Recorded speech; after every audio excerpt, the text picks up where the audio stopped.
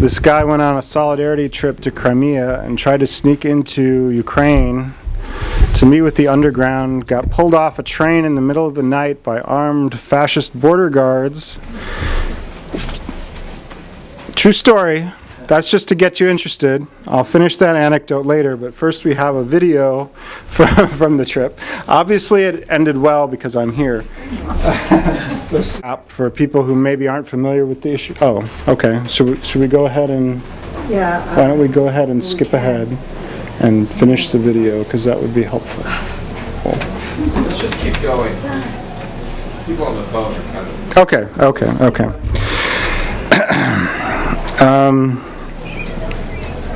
So just to go over, to recap, there was a U.S.-sponsored right-wing movement called the Maidan, which took to the streets, especially in Kiev, the capital of Ukraine, late last year. This movement brought together a really motley assortment of pro-capitalist forces, westernized, Western-oriented human rights groups, liberal and social democratic groups, but it was powered underneath by fascist forces that had been financed and developed over many years by the wealthy oligarchy in Ukraine. This movement came to power at the end of February when they overthrew the elected government of Viktor Yanukovych, and immediately upon seizing power, this movement, which was crowned as a great expression of democracy by the Western media, especially in the U.S., immediately began hunting down communists and other anti-fascists in the streets of Kiev, the folks that I met with on my trip in September from the Union Borotba, which is a revolutionary communist organization in Ukraine that has officially it's existed for about 3 years, but its core leaders have been organizing and building for this movement for more than a decade. Their office was seized.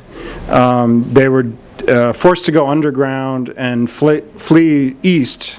Most of them went to the branches they had set up in the cities of Kharkov, which is the second largest city in Ukraine, and Odessa, which is the biggest port city in Ukraine and a major vacation spot, like an internationally known place. Workers' World has been, very much on top of this issue compared to most of the anti-war movement and the left in the United States since the beginning. We started publishing articles about these developments back in December, and quickly developed a really close relationship politically and organizationally with Borotba comrades who are on the front lines. We have developed strong comradely ties with them, supporting their initiatives, and they supporting ours, including, we provide a lot of translation for their statements and information on their website, which people should check out. It's borotba.su. If you haven't been to the site in a couple of months, it changed recently because they were, they had several denial of service attacks and were forced to change providers. So it's borotba.su. There's a very extensive English section. But I was invited over the summer. I received an invitation to come out and meet with the group of comrades who are living now in Crimea and are in exile, basically because they've either been threatened with arrest or execution by the fascist forces or the government in Ukraine. And I was fortunate enough to be able to go and meet with them in the middle of September. It was an interesting experience, different from a lot of international trips that the party and our allied organizations take, which usually are centered around some big event, like a conference or something like that. In this case, the folks living in exile, their situation is very tenuous. They're not able to organize big events there. They're focused mainly on trying to provide support for the underground resistance inside Ukraine, as well as to build international support. And so it was a unique experience in that I got to live and work with them for more than a week and see the conditions they're working under, really have extensive political discussions with folks. A little background on Crimea. It's a very unique geographical and historical area located between mainland Russia and Ukraine, borders the Black Sea. It's the home of Russia's largest military naval installation. Even though Crimea was part of the Russian Empire before the revolution of 1917, and it was part of the Russian Soviet Republic in the USSR until the 1950s, when there was a major sort of attempt to sort of rationalize geographically the industry and so on. And it was decided at that time that Crimea would become part of the Ukrainian Soviet Republic. Of course, never imagining at the time the events that would happen over the last 20 years and the destruction of the Soviet Union and the fascist coup in Ukraine. And so immediately after the coup, people in Ukraine started taking over in Crimea, started taking over government buildings, demanding a referendum. Basically, there was mass sentiment to rejoin Russia. Of course, this was opposed by the U.S. The U.S. has still not recognized that Crimea is part of Russia. A referendum was held in March. Overwhelmingly, 97% of the voters chose to leave Ukraine and reaffiliate with the Russian Federation. And when I arrived in mid-September, it was just a couple of days after the first elections to the regional parliament had taken place, first election since Crimea rejoined Russia. And one of the, really, you're not in Kansas anymore kind of moments I had arriving there was seeing billboards of Gennady Zyuganov, the leader of the Communist Party of the Russian Federation, on election billboards all over the city. Because they, the Communist Party of Ukraine had previously, had been based there, but they sort of withdrew, and now the Communist Party of the Russian Federation has stepped into their place, and a lot of politicians who were affiliated with the Communist Party of Ukraine have switched affiliations. So that was really interesting to see.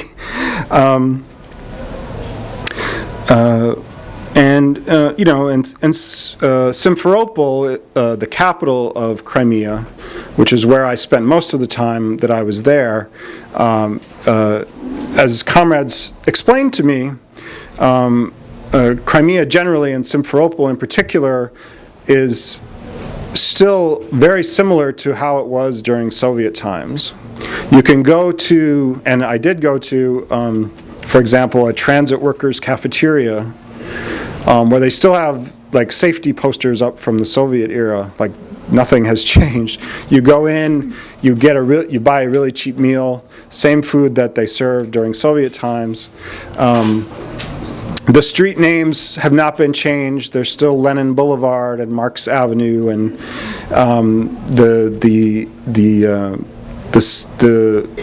monuments to the Soviet heroes of the Second World War are still preserved and treasured there. I saw many of those, and there's just generally a feeling, and this was what fueled really the anti-fascist response back in March, is that there's a sense of patriotism that has more to do with Soviet internationalist patriotism rather than Russian nationalism, the way it's portrayed in the media here.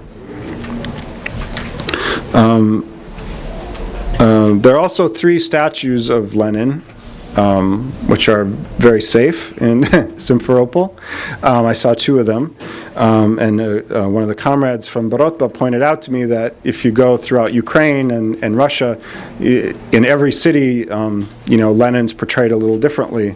So the 3, all of the 3 statues in Simferopol are different. There's one where he looks like he's a tourist just hanging out, and there's another one at the bus station where he looks very serious and he's pointing towards the future, and so it was really educational and interesting from that historical point of view.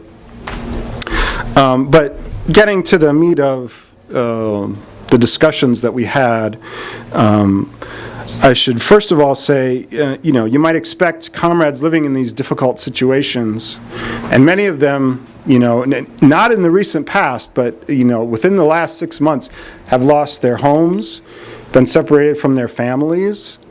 All the political work they've invested years in has been undone under them, and they've been forced into this sort of nebulous immigration status in Crimea, where they have to be very careful about what they do politically in terms of anything local.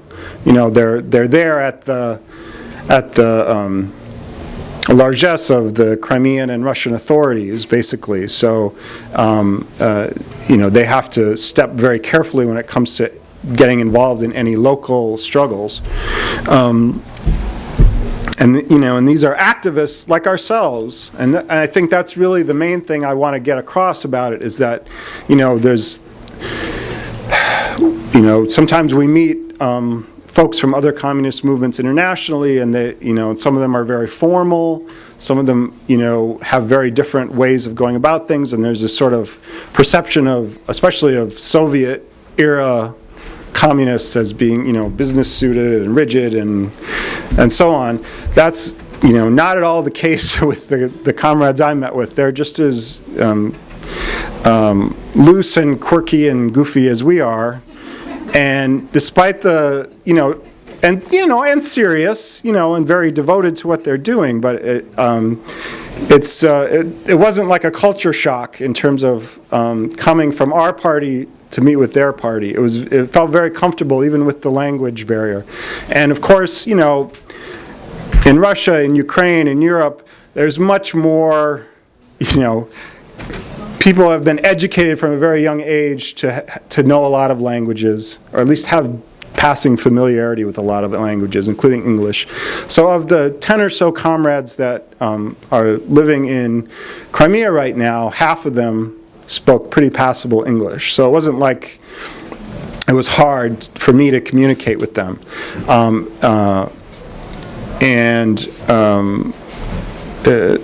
It was, I think, what struck me about the comrades was that, we could be them under different circumstances, and maybe one day we will be in those kind of circumstances.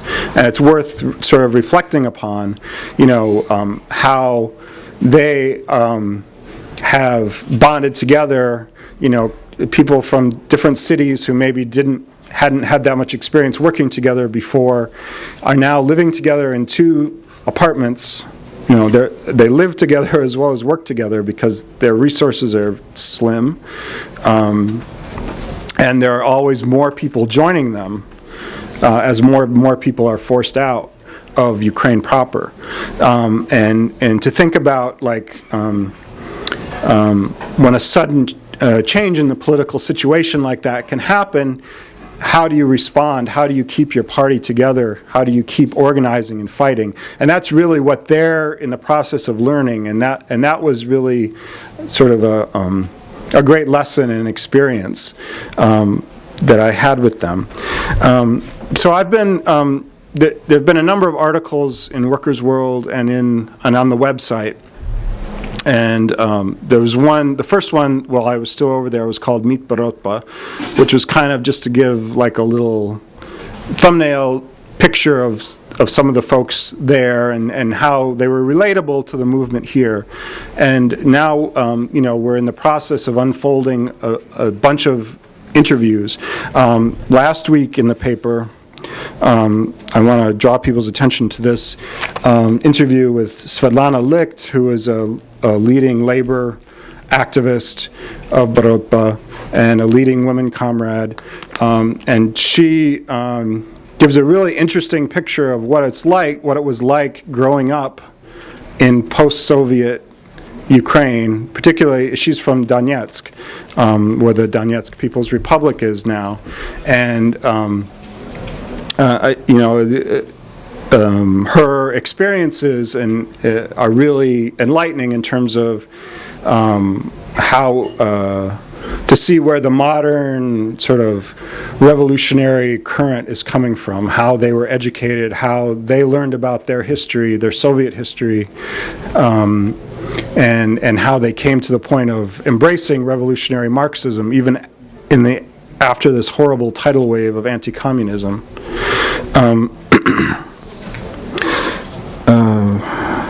So you might expect that the comrades would say, the first thing in that circumstance that they would say is, well, what can you do for us to help us? But you know what? The first question they had was about the fast food workers strike in the U.S. and then about Ferguson. Then they wanted to know about the Boston bus drivers and what we were doing to help the Cuban Five. So, they're internationalists like us. They're thinking about the global struggle and particularly about the impact of the struggle inside the beast of U.S. imperialism and how that impacts their struggle. I was able to have a brief meeting with Andrei Manchuk, who is he's affiliated with Borotba. He's like a very famous leftist journalist from Ukraine, and he's also now in Crimea.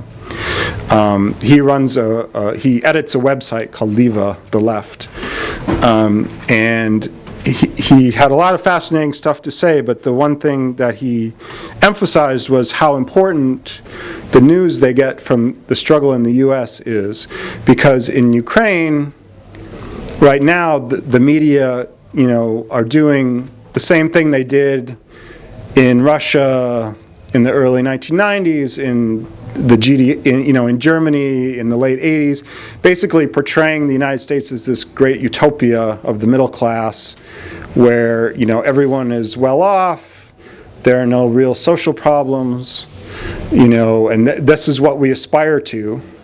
It's so crucial to them to know about the struggles that are happening here and to be able to relate that to the population that isn't hearing anything truthful about the reality of imperialism.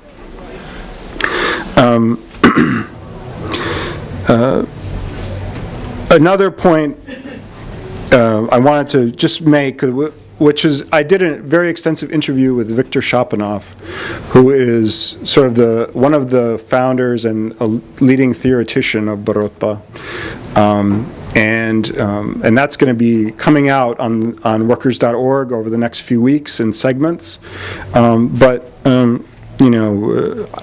We talked about a lot of stuff, but one of the things that really interested me and interests us as a party is their approach to unity, left unity, because their organization, after a decade of struggle and trying to find different forms, has achieved this sort of revolutionary unity of activists who come from the Communist Party of Ukraine, the left wing of the Communist Party of Ukraine, various Russian communist groups, the Trotskyist groups, Maoist groups, and just independent people who weren't affiliated previously. They've managed to create this kind of united party that we think about a lot and we talk about a lot, and their experiences with that are very interesting, and that a lot of that is going to come out in the interview. But the two things that he emphasized were, when they decided to do this, was they had just gone through an experience of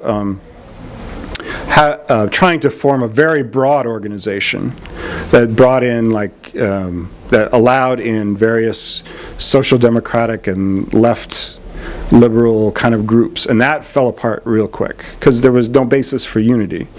But when they found the real hardcore communists, they said, here's our two basic points. One is we're going to focus on analyzing the contradictions and the struggles in society happening right now from the point of view of Marxism, not focusing on the historical differences.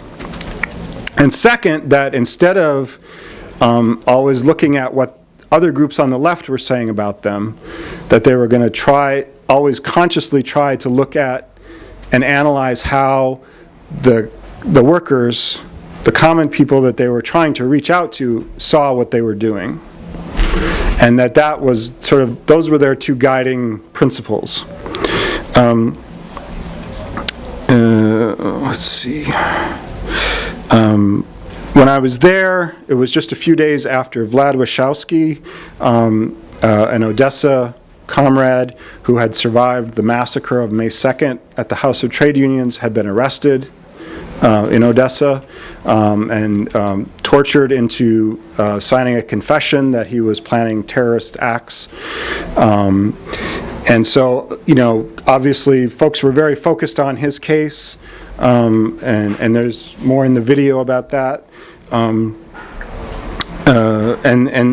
That's a big part of their struggle right now, is just to let the people who are underground inside Ukraine, both the prisoners, the families, and the activists who are still there, know that they have support, they have unity, and one of their big struggles is to try to find a human rights lawyer, any kind of organization, human rights organization, that will intervene on the behalf of the political prisoners. Because of course all the European and American so-called human rights organizations are oriented towards the other side and won't have anything to do with it.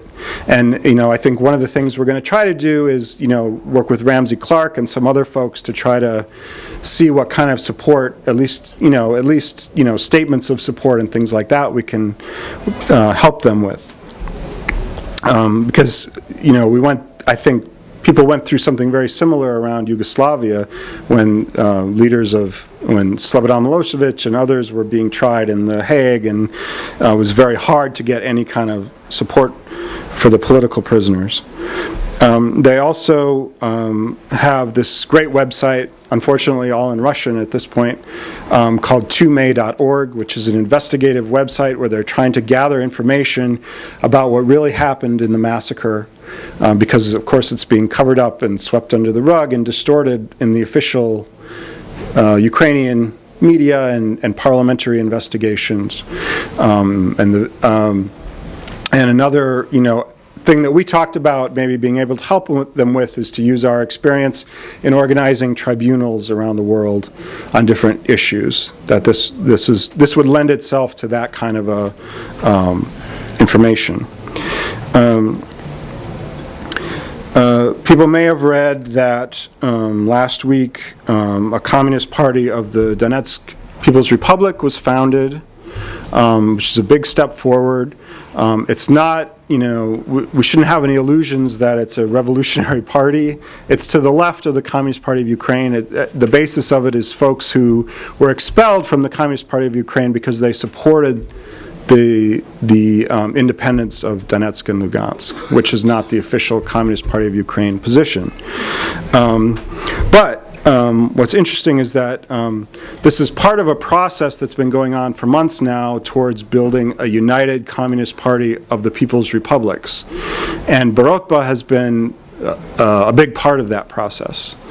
And even in the interview that the head of the new Communist Party of Donetsk mentioned that that Borotba was one of the organizations that they were working with, which is kind of a big deal for them. That's happening. They're also developing relationships with the more revolutionary forces in the people's militias in the People's Republics, and we could give a whole other report about the major political developments and the class struggles happening inside Donetsk and Lugansk right now, the upcoming elections, and so on. But what's important is that the revolutionary left in Donetsk and Lugansk, a lot of it is concentrated in the militias, and so Borotba and other left forces are working with some of their members are in the militias, and part of something called the Red Coordination of Militias, but also developing political relations with these forces. I know my time is running out. Okay, thank you.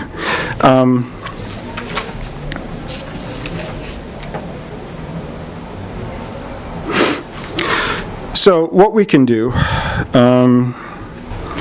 I asked sort of point blank Victor on the last day I was there, well, you've asked me a lot of things about what's happening in the United States. What do you need from us? And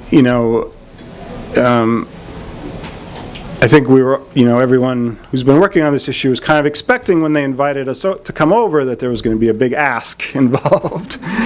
Understandably so, but there wasn't. I mean, they really wanted to express their thanks and for our solidarity and for the work that we've been doing and continue to do. And his emphasis was that the most important thing the left can do right now in the West is get out factual information about what's happening.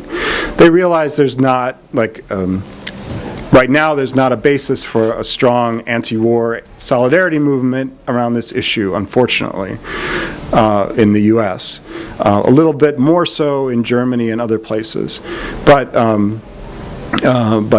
what we can do and what we are trying to do, and we'll try to do more, is to get out factual information about what happened in the massacre in Odessa, about the nature of the regime in Ukraine, about how the communists and the anti-fascists and the other forces are resisting. One thing, practical step that we're taking, and I want to appeal to comrades to try to make some time for this. November 2nd, Sunday, November 2nd, is the 6-month anniversary of the massacre in Odessa, when at least 48 anti-fascists and trade unionists were massacred by the neo-Nazis. So the IAC has called for a rally, sort of a memorial rally, on November 2nd at Times Square at 1 o'clock. It's not going to be a long, strenuous demonstration, so I want to urge people to try to come out for an hour if you can. We're going to try to do something that will interest the media. We're taking up a tactic that they've used in Odessa, where there's huge repression and it's impossible to have a political demonstration. But what they've done on the anniversaries is people have gone out to the House of Trade Unions and released 48 black helium balloons to represent the people who died. And so we're going to do that and read out the names of those who we know who died. If we have a critical mass of people, maybe we'll march a couple blocks over to the New York Times office, which is very nearby. And everybody who comes and everybody who works on this issue should be thinking about security, because in the last couple of weeks there have been more aggressive attacks by the fascists in the West. Here in New York, there was this really interesting, that we didn't know about till the last minute, gallery show by a photographer who took photos of the coup and the resistance to the coup in Ukraine, as well as photos about the resistance of the Syrian Arab Republic to the U.S.-backed counter-revolution. But it was at a gallery in Chelsea, and it was not organized. The presentation was political, but it was not organized in a political way like we would do. And so, a group of right sector fascist supporters came in and started destroying stuff in the gallery, and they had to institute security for the last couple of weeks of it. And then last week in Spain, there was a photo exhibit similar to the one we had here in our office a month or so ago that's traveling around the country, specifically about Odessa, on a college campus, and that was attacked. Fortunately, that was an event that was organized by communists, and the communist students were able to push them right out. But it just, the enemy is looking at what we're doing around this issue, and so we need to be conscious of that and be careful. So to wrap up that border guard thing, the comrades wanted me to go from Crimea into Ukraine to a couple of cities and meet with some of the underground folks and talk to them. I was skeptical, but of course I wanted to do it. And they actually knew more than I did. To get into Russia, to go to Crimea, you have to apply for a visa from the Russian government, sort of, have special permission, get checked when you come in. Ukraine, it turns out, a U.S. passport holder does not need any special paperwork for a visit of under 90 days. I didn't know that. They did. And so they were like, you're cool, we'll put you on a train. And it was really cool because it was it's this publicly owned train that runs from Crimea into southeastern, other areas of southeastern Ukraine. And it's very working class. It's an overnight sleeping train. So basically you get on at 9 o'clock at night, you go to your bunk, you go to sleep, and you wake up the next morning in Kharkov. Well, that was the theory anyway. I got through the Russian border just fine.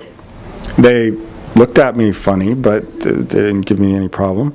And I was, and I expected we would be stopped on the Ukrainian side right away, and that's when I was expecting I would get pulled off if I was going to get pulled off. Instead, we went a few hours in. It was the middle of the night. I was finally drifting off to sleep, and the train stopped for a long time. And the Ukrainian border guards, armed with big rifles, not sidearms like the Russians had, came in and started checking people's paperwork. And as soon as they saw that I had a U.S. passport, they pulled me off with an armed guard and sent me into the train station at the city of Melitopol. And I wasn't the only one, though. I was probably the only U.S. passport holder. But they also pulled off lots of people from Crimea whose paperwork they didn't like. Another person who was pulled off with me was a senior woman who, with all these big bags, who was trying to go visit her family. There was a father with a 3 or 4 year old daughter who was, they were pulled off the train. And so we were taken into the train station, which had these two big rooms. One was like the regular waiting room, and the other was completely surrounded with armed border guards, and it was full of people who had been pulled off of trains. And it was funny because I wasn't that scared because I was kind of expecting something to happen, but it was funny because the people who were in the same sleeping car with me, when the guards sent me back to get my stuff and escorted me off, they were all it was like a World War II movie where, the Nazis find somebody hiding in the attic or something, and they march them out, and the people in the building are like, oh my God, what's going to happen? But it ended up not being that dramatic for me, because after about an hour sitting in this room, they put me on the next train that came going back the other direction. As it turned out, it wasn't going back to where I started, which kind of sucked, but but at least I got back into Crimea. It was over for me, it was over in a few hours, but I don't know what the situation was for a lot of those people who were held there. And so with that, again, I just encourage folks who are really interested in this issue, and I hope everybody is, to follow what's being put out in Workers' World and on the website. And I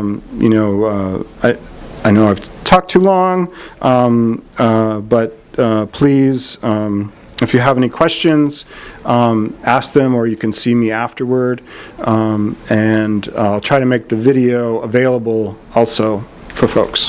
Thank you. Rutba comrades that Heather mentioned. I think the point was that they wanted to focus on trying to analyze their actions and the information that they're putting out from the point of view of how the workers see it, what they're doing. In other words, instead of running to see what other websites on the left are saying or what the bourgeois media is saying about what they're doing, trying to very consciously always analyze it from the point of view of their target, their potential support base among the workers and oppressed. In terms of current developments in Ukraine, I understand that there's a lot of propaganda coming out that would seem to indicate that there are positive changes in Ukraine, but that's not the case at all. What's happened is that there was an agreement made last September 5th in Minsk, which was basically an agreement between the European Union and the Russian government imposing what they call a ceasefire on Ukraine and the People's Republics of Donetsk and Lugansk. However, this has turned out to be completely one-sided, and Ukraine, the Ukrainian parliament passed a law that they were required to under this agreement, granting a certain amount of legal autonomy to parts of Donetsk and Lugansk for 3 years. It was not in any way reflective of what the struggle there has been for. And at the same time, while unfortunately the Russian Federation government has been putting the screws to Donetsk and Lugansk, forcing them to pull back their struggle under threat of removing humanitarian aid. The NATO imperialists have not done anything like that to Ukraine. Ukraine has been using this breathing spell instead to build up its military forces that were practically defeated at the end of August, and surround Donetsk and Lugansk, and to impose a really disadvantageous geographic boundary, which basically leaves just less than a third of what Donetsk and Lugansk were before, under the authority of the resistance. And basically, there is a big class struggle happening in the People's Republics right now over this and over their relationship with Russia. And that's a whole another subject for a talk, but we've been writing about it in the paper. There have been a couple of recent articles, and I urge you to look on the website for more information on that. Just to say that there are 2 important election dates coming up. The Ukrainian junta is holding parliamentary elections a week from Sunday, the 26th. and Donetsk and Lugansk are holding their elections to their Supreme Soviets the following weekend on Sunday, November 2nd, which is the same day as the anniversary of the Odessa massacre. And so, although, a lot of progressive forces in the People's Republics are not happy about how the elections there are being organized on November 2nd and the fact that they're happening so fast, preventing a lot of forces from getting involved, we should be aware that from the imperialist side, they're likely to attack this election process that's happening there, and we need to be on the alert for any provocations around that.